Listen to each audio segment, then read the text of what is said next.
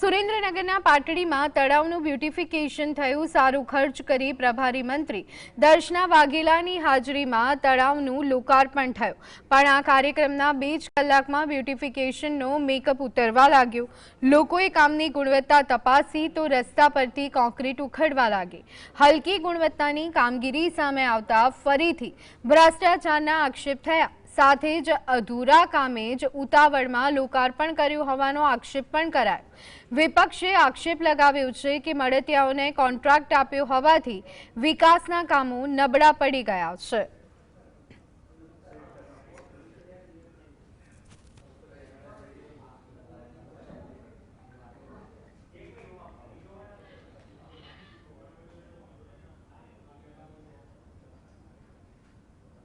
Road તો તૂટવા પણ લાગ્યો છે અને સાઈડની જે પારી છે એમાં પણ તિરાડો દેખાવા લાગી। આ બાબતની મેં લેખિતમાં પાટડી શહેર કોંગ્રેસ સમિતિ દ્વારા રજૂઆત કરેલ હતી ત્યાં અહીંયાના પ્રાંત અધિકારીશ્રીને, પરંતુ તેમના દ્વારા આ બાબતમાં જલ્દી લોકાર્પણ કરી અને આ કોન્ક્રીટના ઝડપી જંગલ જે ઊભું કરી અને અધૂરા કામો, હજી કામ પણ ઘણા બધા અધૂરા છે, ત્યારે કેવી રીતે કઈ